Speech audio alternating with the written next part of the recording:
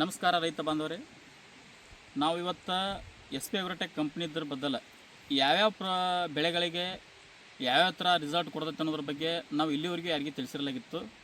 ಈಗ ನಮ್ಮ ರೈತರಾದಂಥವ್ರು ಹಿರೇಪಡಸಲಿಗೆ ಅವರು ಗುರುಗಳು ಅವ್ರ ಹೆಸರು ಅವ್ರ ವಿಳಾಸ ಎಲ್ಲ ಕೇಳ್ಕೊಂಡು ನಮಸ್ಕಾರ ಗುರು. ನಮಸ್ಕಾರ ಸರ್. ತಮ್ಮ ಹೆಸರು ರೀ? ನನ್ನ ಹೆಸರು ಮಲ್ಲಯ್ಯ ರಾಚಯ್ಯ ಗಣಾಚಾರ್ಯ ರೀ. ಹಾಂ.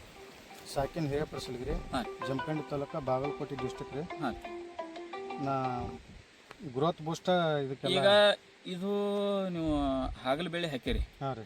ಹಾಗಲ ಬೆಳೆ ಹಾಕಿದ್ದಾಗ ನಿಮಗೆ ಪೂರ್ವದಾಗ ಏನೇನು ಬಳಕೆ ಮಾಡಿರೋದಕ್ಕೆ ಫಸ್ಟ್ ಸಾಣದಿದ್ದು ಅರತ್ನಾಗ ಫಸ್ಟ್ ಒಂದು ಸ್ವಲ್ಪ ಗೊಬ್ಬರ ಹಾಕಿದ್ದೀನಿ ರೀ. ಹಾಂ.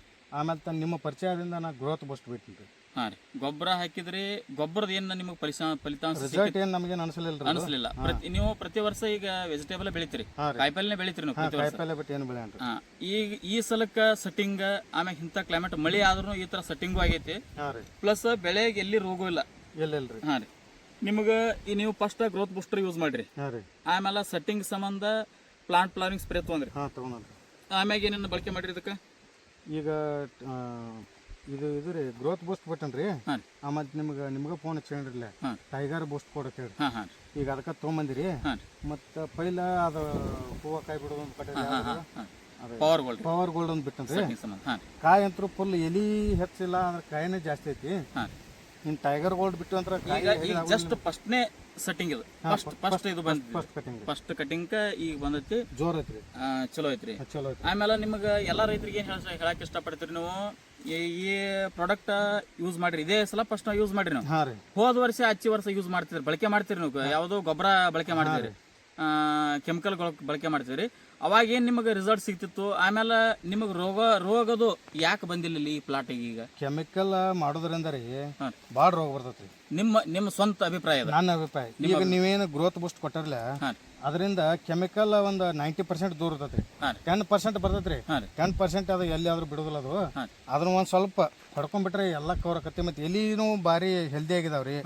ಆಮೇಲೆ ಅಗದಿ ಎಲ್ಲ ಥರ ಕಾಯಿ ಶೈನಿಂಗ ಒಳ್ಳೇದೈತ್ರಿ. ಭೂಮಿನೂ ಕೆಡಂಗಿಲ್ಲ.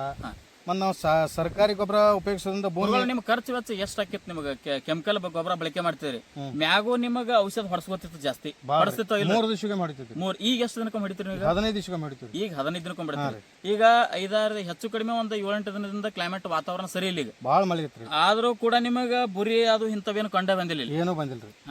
ಯಾಕೆ ಉದ್ದೇಶ ಏನು? ಯಾಕೆ ಬಂದಿಲ್ಲ ಅಂದ್ರೆ ಬೆಳಿ ಹೆಲ್ದಿ ಆಗೈತ್ರಿ ಭಾಳ.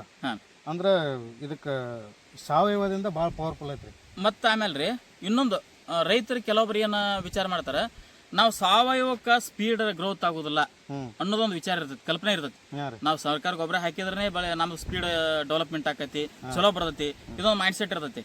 ಅದಕ್ಕೆ ನಿಮ್ಮ ಅಭಿಪ್ರಾಯ ಏನು ಹೇಳ್ತೀರಿ? ಏನಿಲ್ಲ ಸರ್ಕಾರಿ ಗೊಬ್ಬರ ಪವರ್ ಐತಿ. ಒಂದ್ ಸ್ವಲ್ಪ ತಾಳ್ಬೇಕ್ರಿ. ನಮ್ಮ ಭೂಮಿನೂ ಉಳಿತೈತಿ, ನಮಗೆ ರೊಕ್ಕನೂ ಆಕತಿ. ರಿಸಲ್ಟ್ ನಿಮಗೆ ಎಷ್ಟೆಷ್ಟು ದಿನದಾಗ ಪ್ರಕಾಶಿಸ್ತಿರೋದು? ಒಟ್ಟ 5-6 ದಿವಸ ಫುಲ್ ರಿಸಲ್ಟ್ ಚಲೋ ಆಗತ್ತೆ. ಚಲೋ ಆಗೈತೆ. ಫುಲ್ ಚಲೋ ಆಗೈತಿ. ನೋಡ್ಬೋದು ರೈತರು ನೀವು ಇಲ್ಲಿ ನೋಡ್ರಿ, ಇಲ್ಲಿ ಬೆಳೆ ಹೆಂಗೆ ಯಾವ ಥರ ಸೆಟ್ಟಿಂಗ್ ಆಗೈತಿ ಇಲ್ಲದು ನೋಡ್ತಿರ್ಬೋದು ನೀವು. ಈಗ ಮಳೆ ಇದ್ರೂ ಕೂಡ ಈ ಥರ ಇದು ಕಾಯಿ ಸೆಟ್ಟಿಂಗ್ ಬಂದೈತಿ.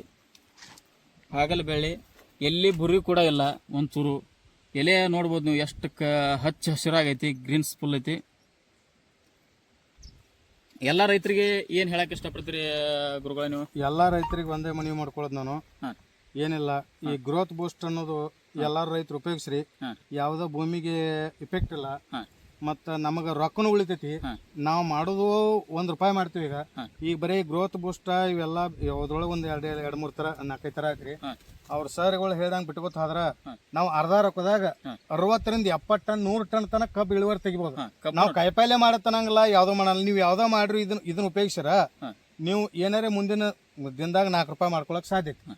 ನಿಮಗೆ ರೋಗ ಬರೋದಿಲ್ಲ, ಯಾವುದೇ ತರ ಟೆನ್ಷನ್ ಇರ್ತೈತೆ ನಿಮಗೆ? ಏನೂ ಇಲ್ರಿ, ಟೆನ್ಷನ್ ಅನ್ನೋದು ಏನಿಲ್ಲ, ಆರಾಮ್ ಸರಿ. ಮತ್ತೆ ನೀವು ಒಂದು ಫೋನ್ ಹಚ್ಚಿ ಹೇಳಿದ್ರೆ ನಾವು ಈ ತರ ಆತನ ಅಡ್ವಾನ್ಸ್ ಹೇಳಿರ್ತೀವಿ ನಿಮ್ಗೆ. ಸರ್ ನಮ್ಗೆ ಇದು ಮಾಡ್ತಾರೆ, ಸ್ಪಂದಿಸ್ತಾರೆ.